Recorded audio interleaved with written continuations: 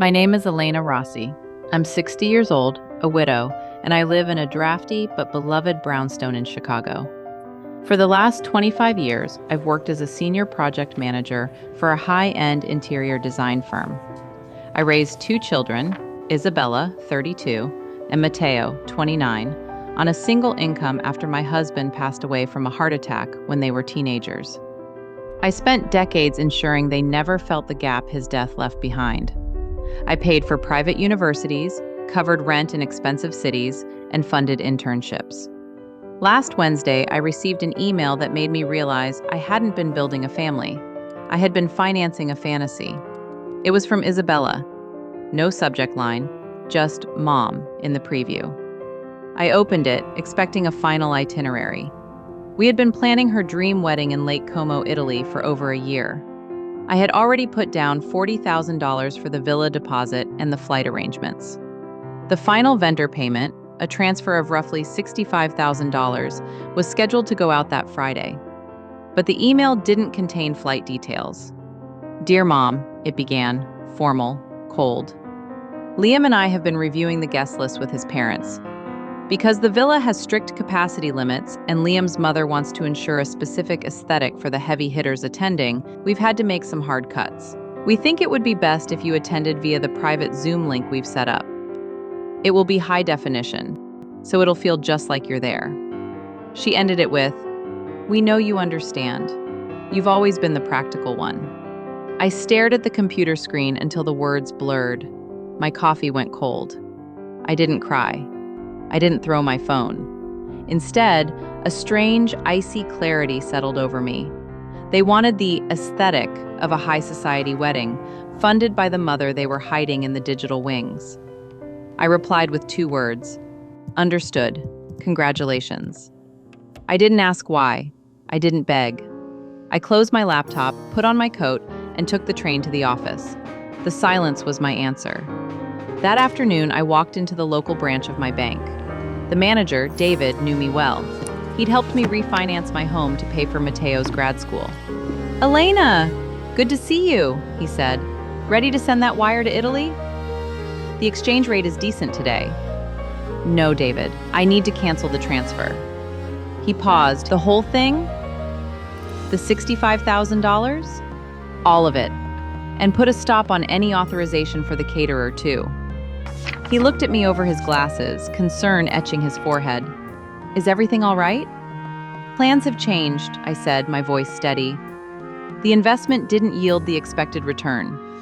I signed the papers. The money stayed in my account. By the time I got home that evening, my phone was vibrating off the table. 12 missed calls from Isabella, 5 from Matteo. 1 voicemail from Liam's mother, likely wondering why the villa coordinator was calling her about a declined payment. I ignored them all. I poured myself a glass of aged scotch, a bottle my husband had been saving for a special occasion, and sat by the fireplace. Around 8 p.m., the pounding started on my front door. It was Matteo. He looked disheveled, wet from the rain, and furious. "Mom!" "Hello, Matteo." "What the hell are you doing?" he demanded. "Bella is hysterical. The villa coordinator just emailed saying the funds were withdrawn. They're going to cancel the reservation in 48 hours. "I imagine they would," I said calmly, taking a sip of my drink. "Venues generally require payment." "So pay them," he shouted. "Liam's family is already there. Do you know how embarrassing this is?" "It sounds very embarrassing, but since I'm attending via Zoom, I won't be there to witness it." Matteo froze. He hadn't known. Or maybe he had, and he hadn't cared until the check bounced. "That's just logistics, Mom.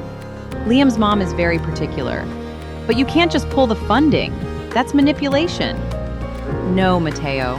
Manipulation is taking $40,000 from your widowed mother and then telling her she's not good enough to be seen in the wedding photos. I'm not manipulating anyone. I'm simply matching my investment to my level of involvement." "You're being selfish," he spat. "You always make it about you." "Get out," I said. "What?" "Get out of my house. You have a key? Leave it on the table." He stared at me, shocked. I had never kicked him out. I had never said no. He slammed the key on the side table and stormed out into the rain. The next morning, the negotiations started.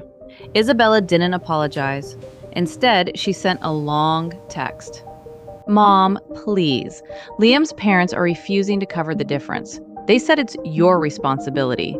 If you send the money by noon, we can squeeze a chair in for you at the back, near the sound booth. Please don't ruin this for me." A chair at the back. For $105,000 total. I didn't respond. I went to work. My boss, Mr. Sterling, found me staring out the window at the Chicago skyline. "You look different, taller." I told him the story. He laughed, a deep, booming laugh that made the junior designers look over. "Elena," he said, "the best interior design rule is simple. If a piece of furniture doesn't fit the room, you remove it. You don't break the walls to accommodate it." He was right. That evening, Isabella's best friend Chloe knocked on my door. She looked sheepish. "Elena, Isabella sent me. She's really scared. The wedding is off if the money doesn't clear tomorrow." "I know," I said. "Would you like some tea, Chloe?" She came in, looking around the house she'd practically grown up in.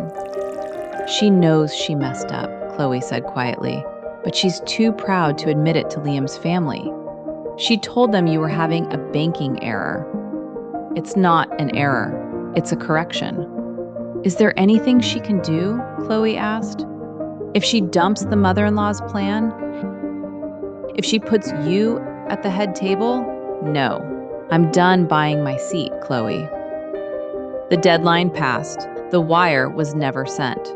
According to Matteo, who texted me a week later, the Lake Como wedding was canceled. Liam's parents refused to pay for a downgraded event. They ended up getting married 3 months later at a courthouse in the suburbs, followed by a dinner at a local steakhouse. I wasn't invited to that one either, and I didn't care.